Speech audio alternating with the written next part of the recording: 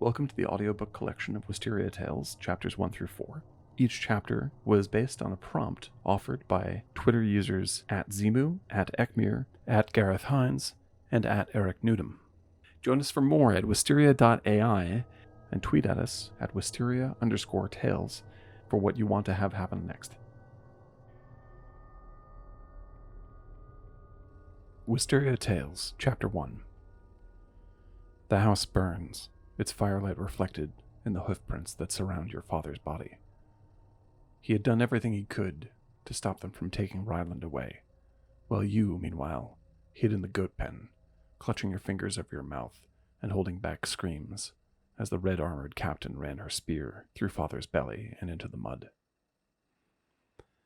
Now the knights have gone, packing your young sister in a wagon with some 20 others. Some you knew, the miles-away neighbors, other farmers, sons, daughters, wives, all as poor as your own family, eyes hopeless, terrified.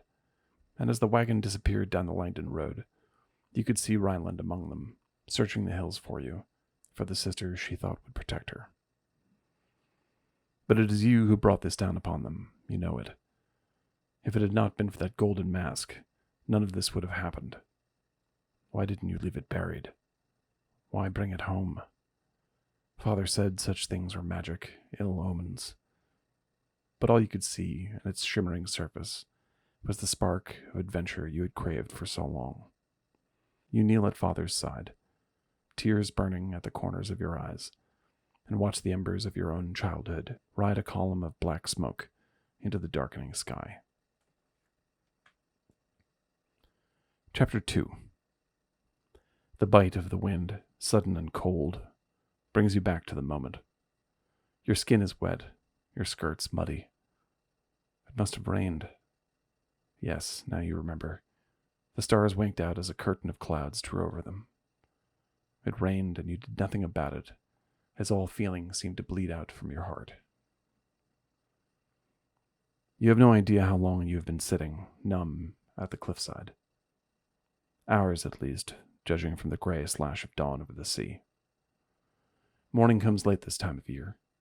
Father would have already been in town, pinning up the canvases of his market stall. You would have been in bed, pretending not to hear Ryland banging on your door, begging you to fix her breakfast. All of this is behind you now. The house, your life, drowned husks. You try to think of what to do, where to go. Find others left behind, gather food for the road. But it all seems pointless. Even the fury that drove you here to the cliff is gone, evaporated, with nothing to take its place. Last night you howled. You beat your temples, denying the fact of Father's death, even as you covered his body. You told yourself you had to do something, or animals might get at him. But you knew you couldn't dig a grave in this mud. So you had pulled planks from the wreckage of the old goat pen, the one he kept promising to fix, and covered him up. When it was done, however, your anger only grew. You knew part of your mind simply wanted him to be hidden from you. But burying him only made it worse. The shame of it broke something inside you, and, screaming with rage, you drove your hands into the hot, sodden ash of the house, and pulled that wretched golden face free. Then you ran to the cliff, fully intending to fling it into the sea. But the rain put out the last of that fire as well. Now the mask lays next to you. The bowl of its inverted features is filled with cold water, meaningless, inert, another ruin. Then a glint of sunlight. You look to the horizon, but there is no clear sky. Only a bright fog from one end of the world to the other, nothing beyond. You pick up the mask and look closer. Rain drains from its eyes. Then something like a memory wakes within you. Voices. Old magic. Magic's always old. This is even older. Did you brush parsley? I was going to after supper. Why don't I believe you? There in the metal, reflections, but of a different light. Vibrations, speaking through the bones of your fingers. Maybe we could sell it. Nobody buys bad memories. Those you get for free. No, I'll bring it to the cottage in Langdon. Can I come? We'll see. That means no. That means go brush parsley. He looks back at you, the image shifting under the hammered surface. Father, smiling, shaking his head. Around him, the kitchen, the cutting board, boxes of unsold turnips, the milky windows looking out onto a sunny field beyond. The sound of the kettle, a Ryland humming tunelessly, the smell of bread and dirt and potato peelings and time. Unconsciously, you bring the mask closer, the world within it growing even more clear, enveloping you. You shiver as the feeling returns to your hands, to your heart, so much more real than your dead self at the edge of the cliff, as if you're rising up through the surface of dark waves gasping for air. Warmth fills you. Love rushes up within and all around. You are being pulled, saved from the emptiness. The mask covers your face completely, but you can barely feel it. Instead, in this moment, life has returned to you. You are fully awake now, fully alive. Then suddenly it's gone. The mask falls, slipping from your hands, clanging off a rock and sliding towards the edge. You jump forward, almost going over yourself, and catch it. Pulling yourself back from the edge, you clutch it tightly to your chest and fall to your side. It's then that you realize your eyes are burning, running with tears. This brings even more feeling, and you find yourself sobbing in pain and thankfulness, in sorrow and relief, here at the edge of the slate-colored sea. For the first time since last night, you look back toward what is left of the house, toward Father. Now you know what to do. With the mask in hand, you run back home. You find Parsley in the back of his stall, shivering, still terrified from the smell of smoke, but too old to run. He and the barn were spared. A heap of kindling had been piled against the door, but the wood was young and stubborn, and the fire gave out.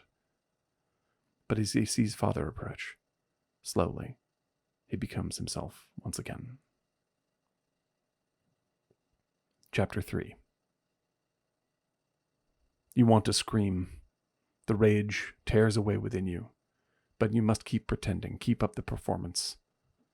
You are no longer Father's child. You are Father. Remember. Remember at least that much, you idiot. You'll never forgive yourself.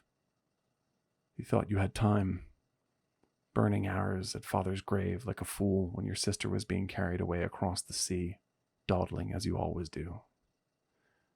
Now here you stand, in the market that lines the bustling quay in Herringstooth, eyes lost to the sunset, blinded to any last glimpses of fleeing sail, while old Jeremy Beeson yatters on with casual, vengeful promises. "Well, if that red bitch comes back," says the scrawny butcher, as he absently wraps a cut of lamb in a cloth and passes it to a customer, "I'll have a sharp knife waiting for her, won't I, Mary?" He jabs and swings at the air with his flat blade, before wicking it on his pant leg. His wife, apron bloody, mutters something about his knife ain't been sharp since their wedding night, and you force a laugh. She's Jeremy's third wife, you remember, and third Mary. The memory stumbles in, reasonless. Wait, how do you know this? No, stop. You swat the thought away. You want to slap this old face. Wake up. Always trying to distract yourself from pain, from responsibility. Now focus. The sea. You assumed the captain was taking her men back to Langdon. The cobbled roads are quick, but men afoot can only move so fast. Even with Parsley's slow gait, you would gain on them eventually. But Langdon wasn't their goal. It was a military ship bearing the young Queen's coat of arms. A bark called the HMS Woodcross. Too large a vessel for the small docks, she anchored offshore, and the prisoners were rowed over in bunches under sword. And none of these bastards did a thing, the butcher had groused, vaguely indicating his competitors across the street, oblivious to your face growing ashen. Women, I said. Children, I said. If I didn't have my hands full with a new stock, you would have seen some of the old beast and violence out of us today, I swears you.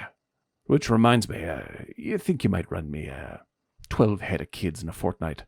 I know it's early, but businessmen's got to make plans for the future. What business will they have? Bill? You with us, you old salt? Ryland is lost. You find yourself walking, Jeremy's voice fading into the crowd, your head empty of anything but this simple fact. It is your fault. Your fault. You only think of yourself. You dawdle, forever making others wait as if all the days in the season had your name. But all your blithe apologies and all your disarming jokes won't bring that time back. Father, when you would sleep late after having stayed up all night with the latest Ladybourne mystery, or rereading Grady's The Jailer's Last Hanging, and filling your head with plots and conspiracies, would look you in your bleary eyes over the breakfast you should have cooked, then wink at Ryland and say, "See, little one, it's never too late for hope." And it never was, until now. You close your eyes, stumbling forward, Parsley now leading you. Another day, early and cold, in the wooded hills above the field, above the charcoal smear of the house. The ground here was drier, less flecked with stones, better for burial. You had risen early in the barn, shared apples with Parsley, then set to work. The old horse was nervous, and you could feel his thoughts, little flicks in his muscles through the lead rope, as he dragged the pallet upon which Father's body was hidden under a blanket. Parsley would stop, sniff the air, look around. Nothing had been right since the fire. The animal knew that.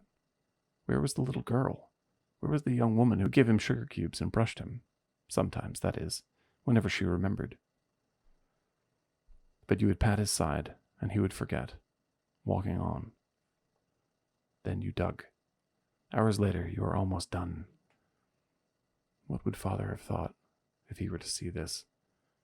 Your hands, his hands, tight on the shovel as it bit into the dirt. Your back, his, complaining at the cumulative pains of heap after heap of earth being piled upon his own body like years. You paused, looking at the small, bloodied wreck of him beneath you, all but covered. You had always imagined him as a big man with a strong frame, but the grave you made was too tall by a foot. You waited for the tears to come, but they didn't. As if to tease them free, you touched the wrinkled skin below the age-worn socket of your eye. You ran your finger over the tender bulb of your nose, swollen by years of wine, drank late when the children were asleep, when he remembered Caroline. You pull your hand away from the alien features, breathing deep. Parsley clicked his teeth, harumphed, wondering, you think, if you are insane. But it is real. The magic is real. Of course you doubted it when you pressed the mask to Father's face, and nothing happened. You had hoped the life you felt from it would seep back into him. And instead, stillness. Your heart began to break all over again until you realized it. The life is not the mask's. It is your own, unearthed. So you put it on once again, only this time you allowed it to complete what it had begun. The mask became the memory. A mask of Father's face. Of him. Wearing his ghost. His eyes were now yours, his hair, his broken teeth, the bald place where an axe blade had struck him, deflected from an obstinate stump, the missing nail of his left thumb, his swollen ankle that he had told you was healed. This was the body in the pit, and now also yours. You looked at the dirt on your liver-spotted hands, flexed the plump knuckles, and felt these old bones make new arrangements with one another. Then back to the same hands in the pit, so quiet. What would he think of this? A farmer plants himself. I wonder what grows from that, my little hope? You laughed suddenly, a deep, rough sound that took you by surprise. Parsley jingled his reins, trying to shake off his confusion. Then the tears, but only a few. A few more shovelfuls, and Father's eyes were gone. After, you turned without a word, though there are many you wanted to say, and unlooped Parsley's lead from a branch. "It's all right, old man," you said, like he would have, with his old man's voice. "Let's go for a walk." A farmer and his horse headed to town. Now the sun is gone, the market far behind. Parsley picks unhappily at the hard-bladed beach grass. Bells call from the water, and the faint sound of nightly revelry floats in from Herringstooth's center, a corridor of bars and flophouses. Above it all, the wind keening over the fences and empty bait shacks along the shore's weed line, the last resort of homeless or drunken fishermen, and the home of crazy old Rosemary, telling sailors' fortunes in exchange for rum. There, again. Where did this come from? Father never talked of any Rosemary. You touch your head, trying to recall, but nothing comes. Oh, would that he were here.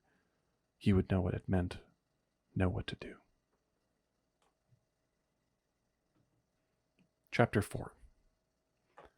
You told Parsley you would be back, that it would be all right, whispering into his twitching ear, over and over like a song, as you fed him the last apple from your pack. He knew the tone, if not the words.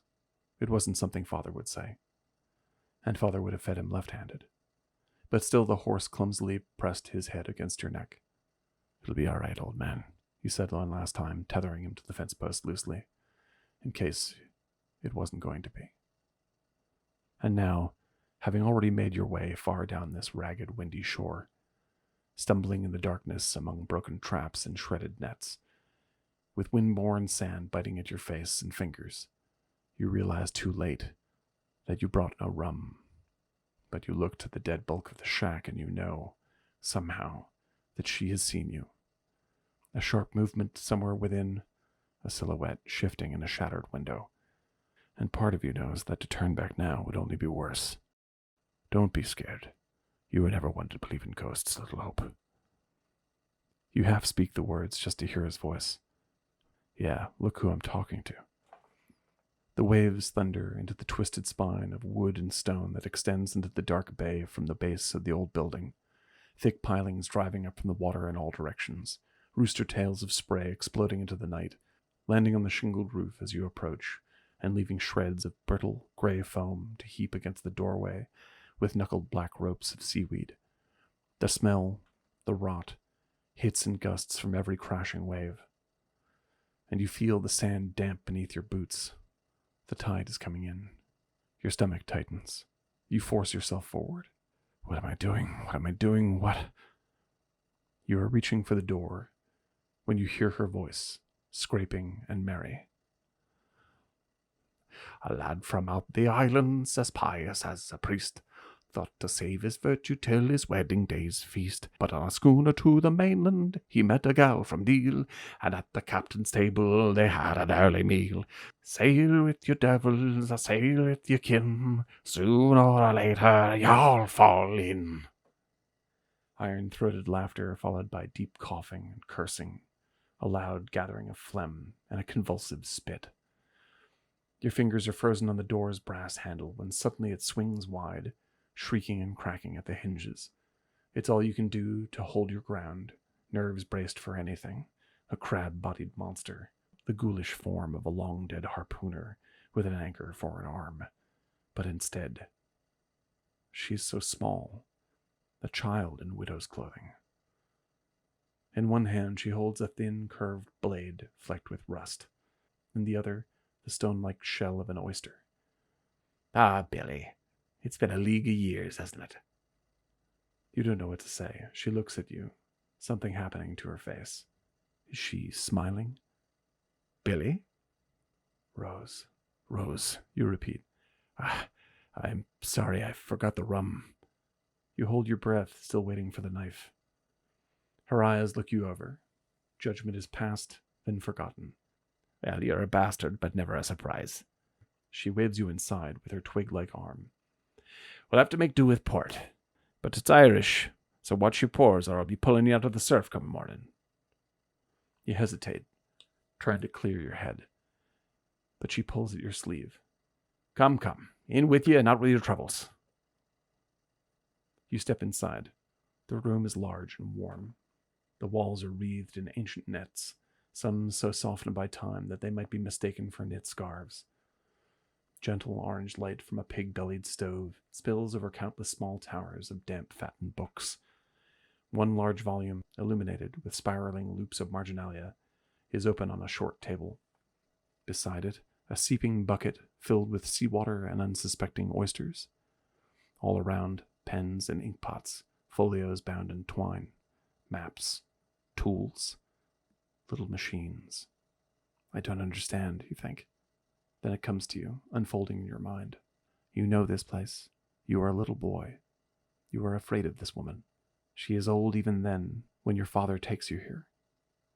He has questions for her, questions about the harvest, about root dust, and the moon and the rain. She answers him, gives him books and pouches of seed. She tries to give you sweets, but you only pretend to eat them in case they are poisoned. You are certain only witches can know this much. Nothing happens, but you are paralyzed with fear all the ride home, and have nightmares for weeks about this strange house with a crooked frame, yet your father and mother laugh over it when you tell them. You suspect that you've been raised by devils. Sit, Rosemary says, and you do.